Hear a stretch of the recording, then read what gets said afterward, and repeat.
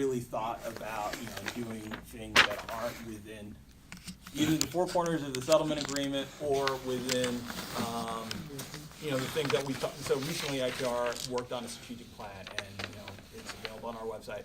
And one of the things that we were working on is one, the ability to do recommended findings, as well as to deal with policy issues that the community wants us to take a look at. So officer-involved shooting was not one of those things that a lot of people brought it up to us. Some people did bring it up, but it's one of those things where one of the issues with Portland is that we've had a lot of redundancies in our kind of investigative practices.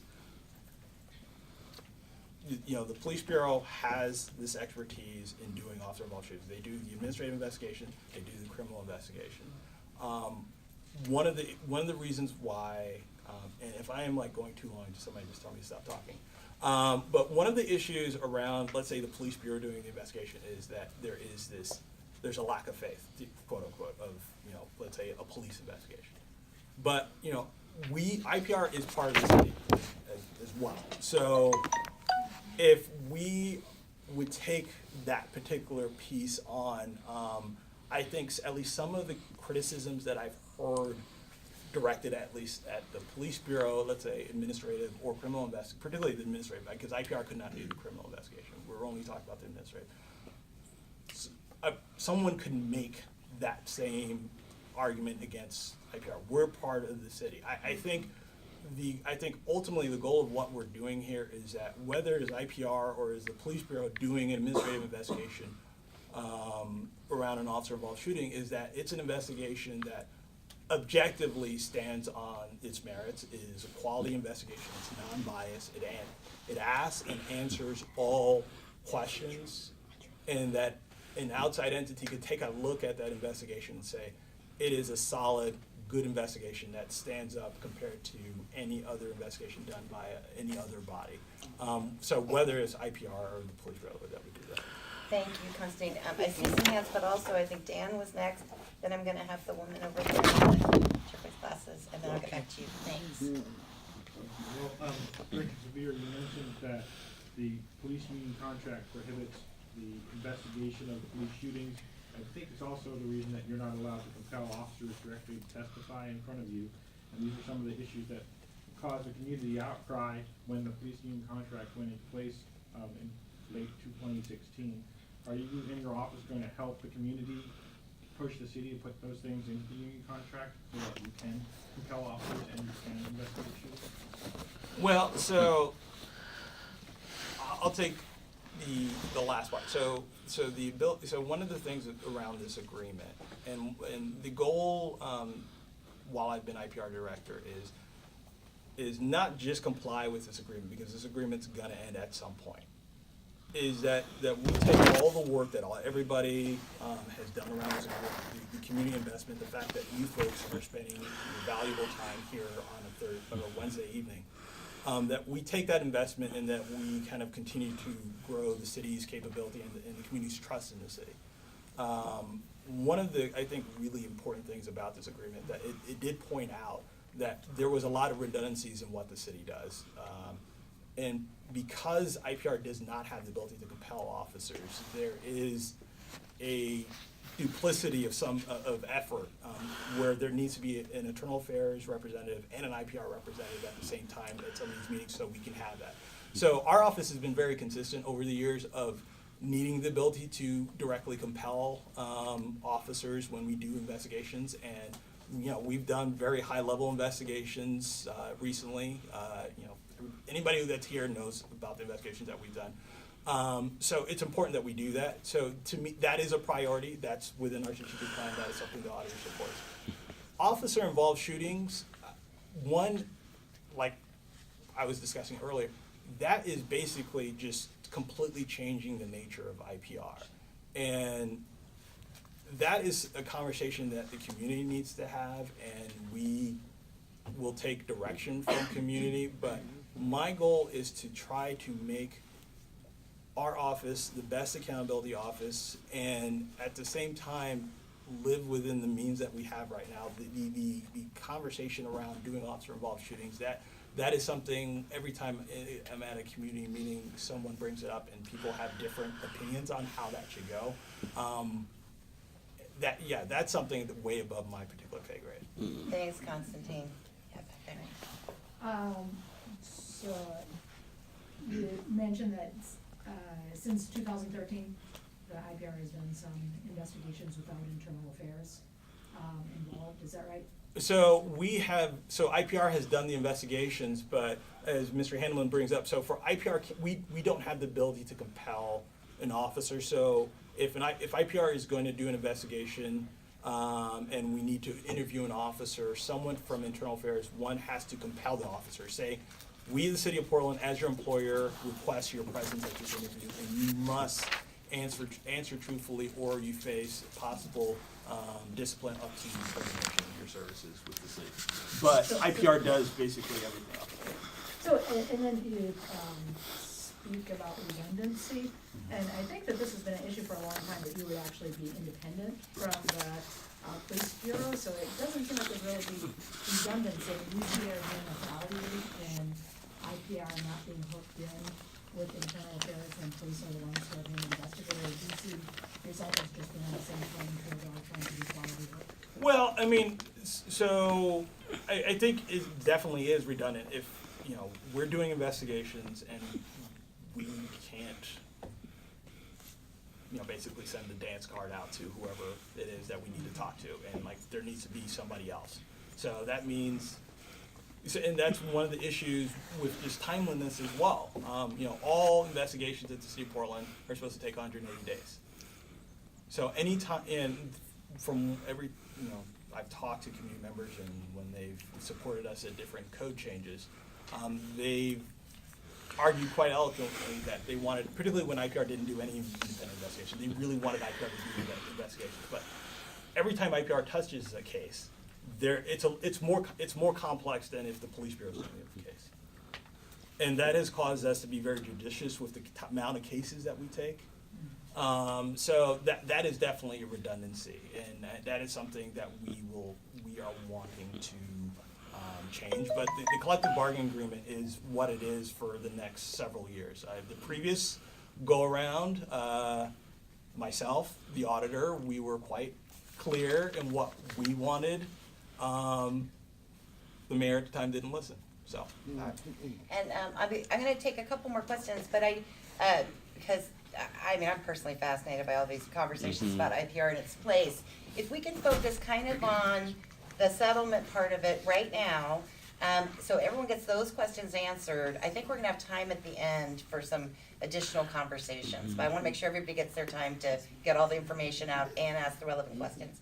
So did you have a question? It's more on police brutality and police-involved shooting. Okay, so we're going to be hearing later from, I think, from folks who might be able to more directly address that. Toward my direction is toward IPR. Okay. Okay, I heard you saying opinions and redundancy.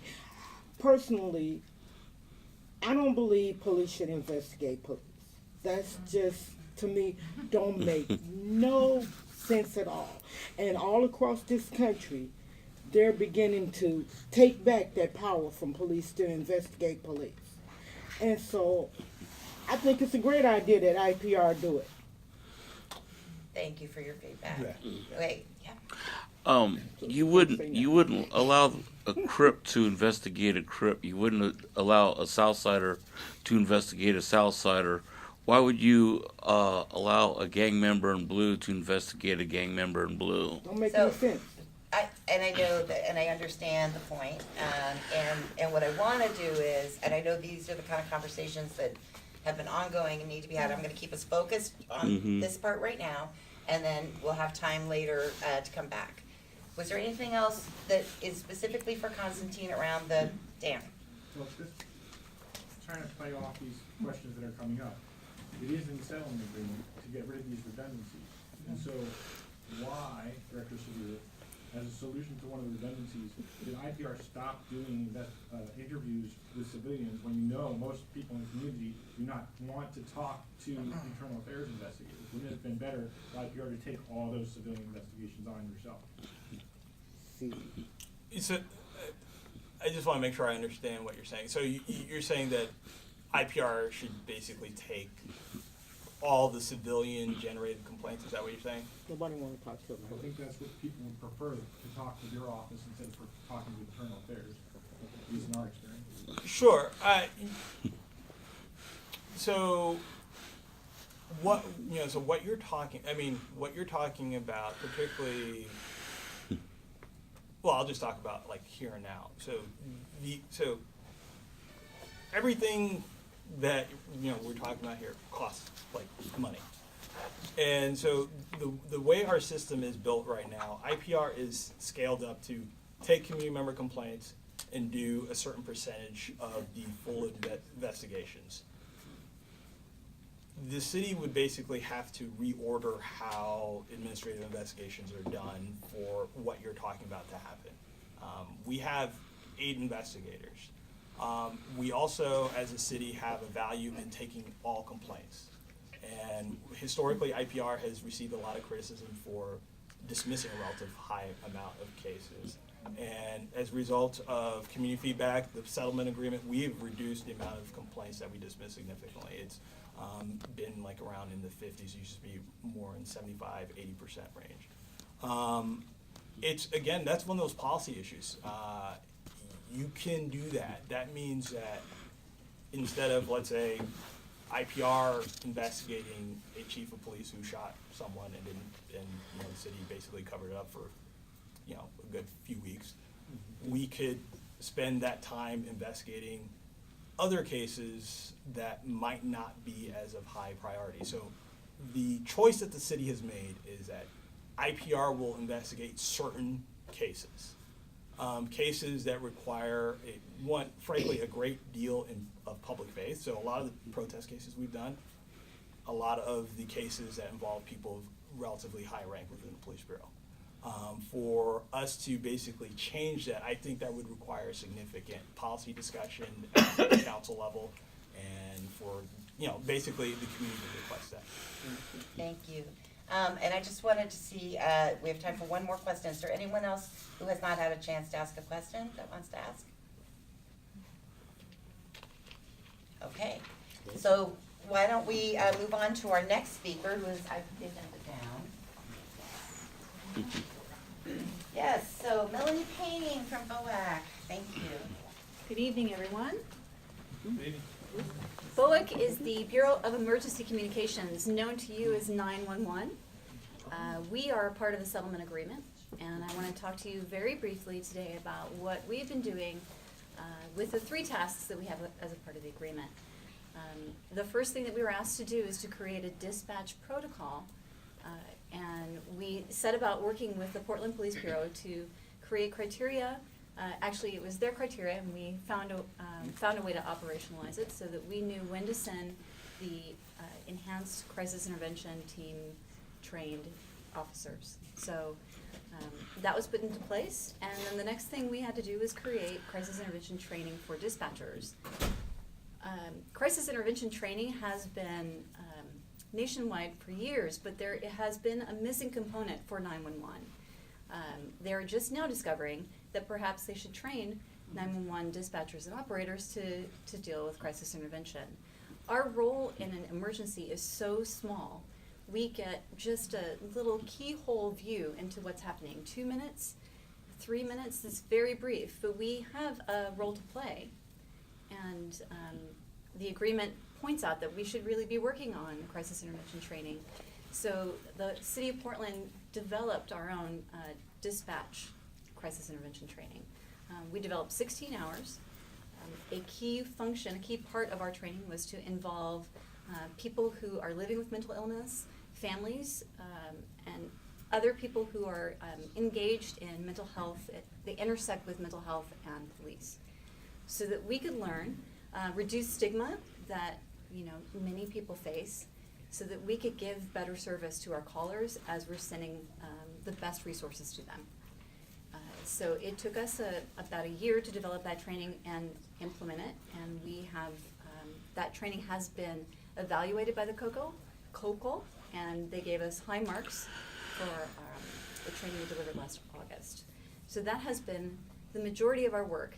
Now we're at the implementation phase, ensuring that what we've trained on and how we are dispatching calls are meeting the criteria that we've established. And we are underway. We are continuing to fine-tune, developing some quality assurance steps to make sure that we're capturing what we hear and sending the best information to the officers who are responding on scene. One of the aspects of the criteria is for people to be able to ask for a specially trained officer. So that's an aspect that maybe many people aren't aware of. If they want a crisis intervention trained, enhanced crisis intervention trained officer, we need to be aware of what they're asking